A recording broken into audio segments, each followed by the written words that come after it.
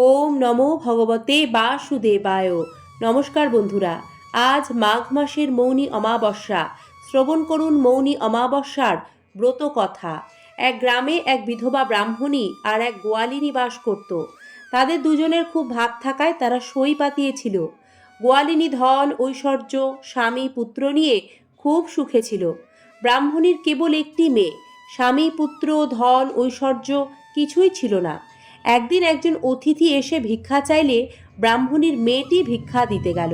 ভিক্ষা দেওয়া মাত্র অতিথি বললে, আহা, এমন কন্যার অদৃষ্টে বৈধব্য যন্ত্রণা। এই কথা বলে অতিথি চলে গেল।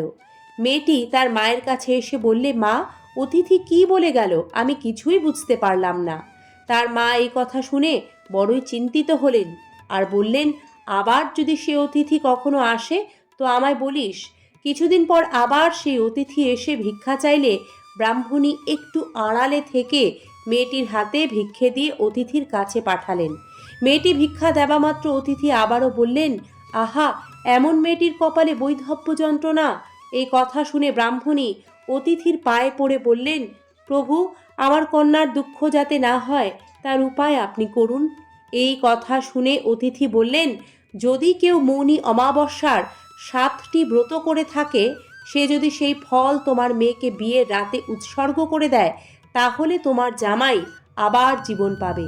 কিন্তু যে ওই ব্রতের ফল উৎসর্গ করে দেবে তার বড় অমঙ্গল হবে। এই কথা শুনে ব্রাহ্মণী আবার অতিথিকে বললেন, তার দুঃখ দূর হবার কি কোনো উপায় নেই প্রভু? তখন অতিথি বললে, নিকটে এই বনের ভেতরে একজন কুটে রোগী বসে আছে। তার মাথায় এক ভাঁড় দই ঢেলে দিয়ে আবার জিভ দিয়ে চেটে সেই দইয়ের ভাঁড় পূর্ণ করলে তার আবার ধন ঐশ্বর্য স্বামী পুত্র সব কিছুই লাভ হবে। এই কথা শুনে ব্রাহ্মণী মনে মনে ভাবলেন, আমার গোয়ালিনী সই 7টি মৌনী অমাবস্যার ব্রত করেছে, তাকে সন্তুষ্ট করতে পারলে তবে আমার মেয়ের মঙ্গল হবে। এই ভেবে রোজ ভোরের বেলায় সইয়ের বাড়িতে গিয়ে তাদের ঘর দোর সব পরিষ্কার করে আসে ব্রাহ্মণী। গোয়ালিনী ভাবে, রোজ আমার ঘর দোর কে পরিষ্কার করে যায়? আজ আমাকে লুকিয়ে দেখতেই হবে। ব্রাহ্মণী যেমন ভোরের বেলা ঘরদোর সব সেই রকম করে পরিষ্কার করছে, এমন সময় গোয়ালিনী ব্রাহ্মণীকে ধরে বললে, এ কি সই, তুমি এরকম করছো কেন? তুমি ব্রাহ্মণের মেয়ে, আমি হলুম গোয়ালার মেয়ে, আমার যে ছেলেপুলের অকল্যাণ হবে। এই কথা শুনে ব্রাহ্মণী কাঁদতে কাঁদতে বললেন, আমার একটি বিপদ থেকে তোমায় রক্ষা করতে হবে সই।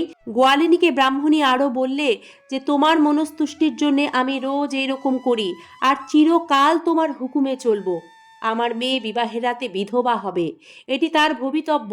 কিন্তু তুমি যদি অনুগ্রহ করে তোমার 7টি মৌনী অমাবস্যার ব্রতফল আমার কন্যাকে দান করো, তবে আমার জামাই আবার বেঁচে উঠবে। গোয়ালিনী শুনে বললে, সে কি সই, কেন দেব না? তোমার মেয়ে আর আমার মেয়ের কি তফাৎ? গোয়ালিনী রাজি হলো। কিছুদিন পরে ব্রাহ্মণী মেয়ের বিয়ে দিলেন। বিয়ের রাতে জামাইয়ের হঠাৎ মৃত্যু হলো। ওই সময় গোয়ালিনী তাকে মৌনী অমাবস্যার 7টি ব্রত ফল উৎসর্গ করে দিল। ব্রাহ্মণীর জামাই তখন আবার বেঁচে উঠল। কিন্তু গোয়ালিনীর বড় অমঙ্গল হলো। ধন ঐশ্বর্য সব গেল। স্বামী পুত্রের মৃত্যু হলো। তখন ব্রাহ্মণী গিয়ে গোয়ালিনীকে বললেন, সই, তুমি কেঁদো না, এক ভাঁড় দই নিয়ে আমার সঙ্গে এসো। বনের ভেতরে যেখানে ওই কুটে অতিথি আছে সেখানে চলো।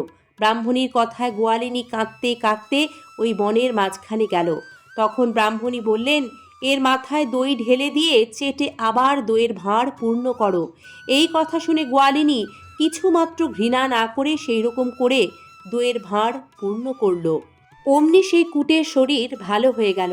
তখন কুটে ব্রাহ্মণ বললেন, আমি তোমাদের একাগ্রতা আর বারব্রত ও ধর্মে বিশ্বাস আছে কিনা তা দেখবার জন্য এরকম ছলনা করে বসে আছি।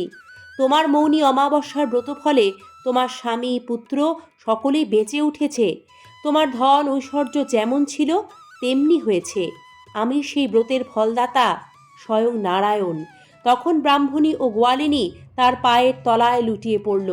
অমনি তিনি শঙ্খ চক্র গদা পদ্ম ধরে চতুর্ভুজ মূর্তিতে তাদের দুজনকে দেখা দিয়ে বললেন, ধর্মে মতি রেখো, দিনান্তেও একবার আমাকে ডেকো। এই বলে ভগবান নারায়ণ অন্তর্হিত হলেন। তারপর দুই সইয়ে বাড়ি এসে দেখলেন গোয়ালিনী সব ঠিক হয়েছে। তখন তারা মৌনী অমাবস্যার মাহাত্ম্য দিকে দিকে প্রচার করলেন।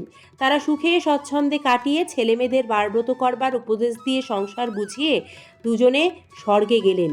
অথ মৌনী অমাবস্যার ব্রতকথা সমাপ্ত। ভগবান শ্রী নারায়ণের আশীর্বাদে সকলের জীবন মঙ্গলময় হয়ে উঠুক। সকলকে ধন্যবাদ ব্রতকথাটি সম্পূর্ণ শ্রবণ করার জন্য। সাথে থাকবেন, ভালো থাকবেন।